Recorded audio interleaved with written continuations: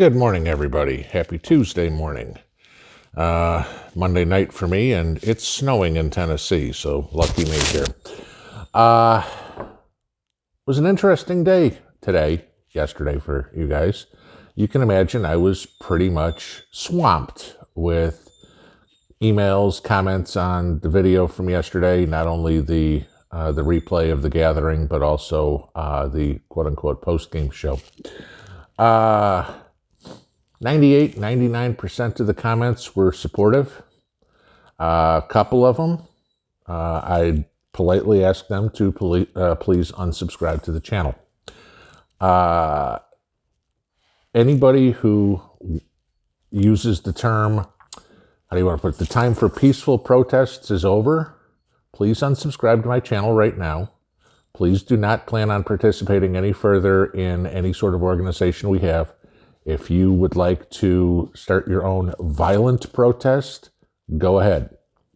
The sane of us realize that's a fool's errand, okay?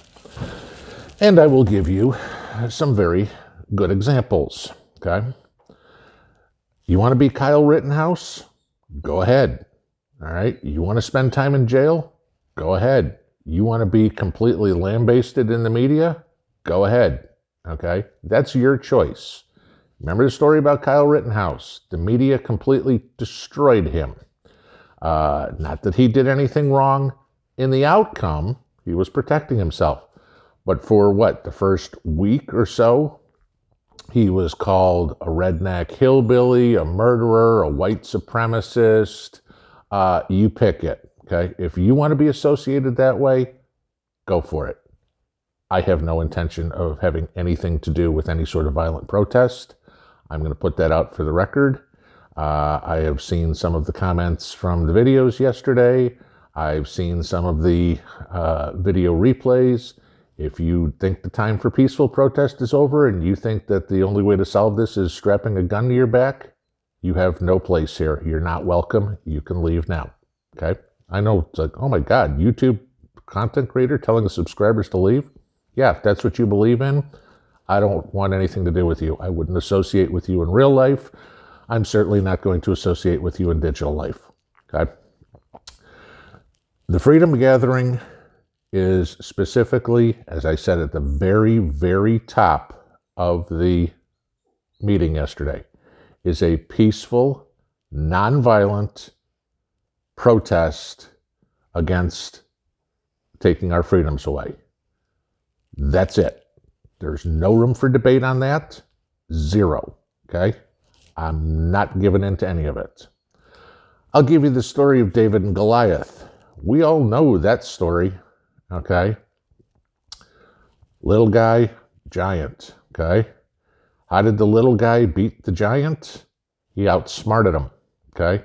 That's what we're trying to do here. Outsmart the leftists, the black-clad friends of ours who all they want to do is burn, loot, and murder, okay? If that's what they want to do, great. That's not what we're about. I look at the makeup of my subscribers. The majority of my subscribers are between 45 and 55.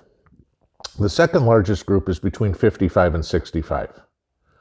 I'll be damned if I'm going to ask middle-aged people or people getting near retirement age to go out and stand up against a bunch of crazed 20-year-olds who have no value for human life. Okay, enough on that. The whole point here, guys, is we aren't doing this violently at all, okay? If there's ever a time for violence, the only time that should be for anybody who is a freedom-loving person is defending their house, their home, okay? If you're one of these fools that thinks strapping an AR-15 to your back and standing in front of the police department or the governor's mansion or whatever does anything, the only thing it does is get you bad press. It makes everybody call you all sorts of names. Like I said, white supremacist, hillbilly, redneck, you name it, okay? And unfortunately, in this day and age of the digital world, if you're on camera and your boss sees that, guess what? You're out of a job. And in this time of what's going on in the world, I don't think anybody's foolish enough to risk losing their job over doing something silly like that. That's my point, guys. We gotta be smarter than the opposition, okay? That's how you win anything, okay? I don't care if it's a football game, a poker game, whatever it would be. How do you win? You don't always win by being the biggest and the baddest, but you always win being the smartest, okay? Not that I'm a Patriots fan by any means, okay? But how do you think Belichick and Brady won all those Super Bowls? You look at every one of those lineups, and every one of them had a ragtag bunch of players, okay? Free agent pickups, guys that busted out with other teams, whatever it would be, okay? Brady was what, a 6th round draft choice? Okay, it was a ragtag bunch. Belichick, who I'm not a fan of, still, I will give him credit. When it comes to football, dude's a genius. All right, what did he do? He outsmarted every one of the other coaches in the NFL for something like 20 years, okay? That's what we need to do. We need to outsmart the other side. We do that by telling politicians, both Republican and Democrat, that we will not stand for this, and they shouldn't either, because we need to tell them they are not going to be the princes and princesses that they think they're going to be in this great new world order, all right? They're going to be peons just like the rest of us. And some of them may be, most of them will be. Some of them may not. The ones that are already billionaires or whatever it is, they'll buy their way into good old Klaus's way of thinking, and maybe they'll get their little piece.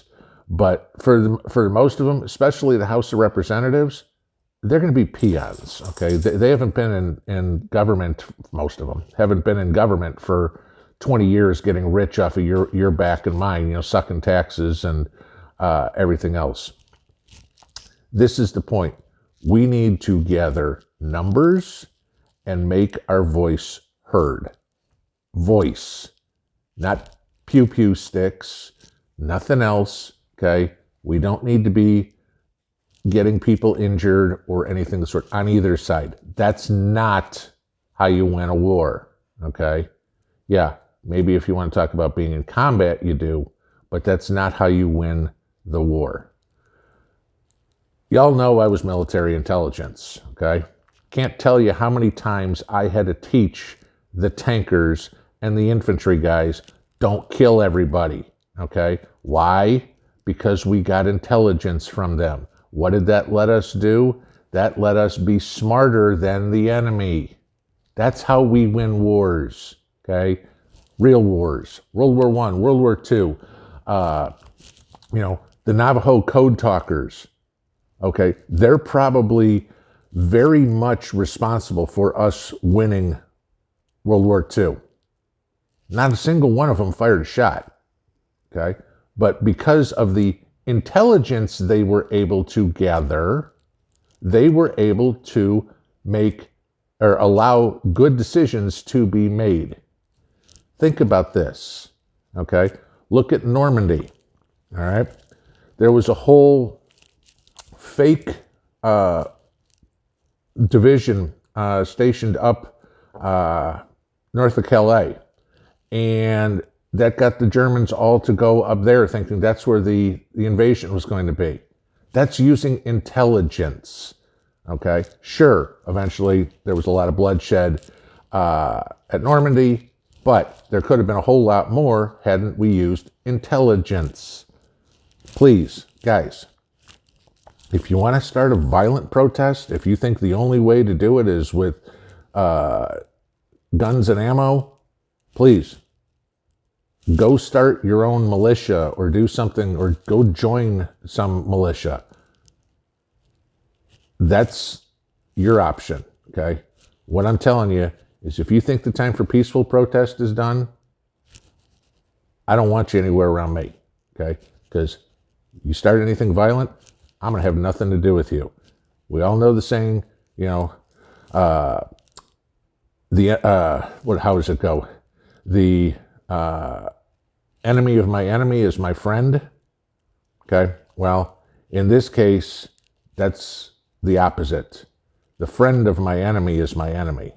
Okay, and if you want to be violent, if you want to use the same tactics that BLM and Antifa does and do things completely on an unintelligent way and think you're going to win a battle with brawn, I'll pick brains 100% of the time. Those are my thoughts for the morning. Like I said, if you don't like them, goodbye. Pinball out.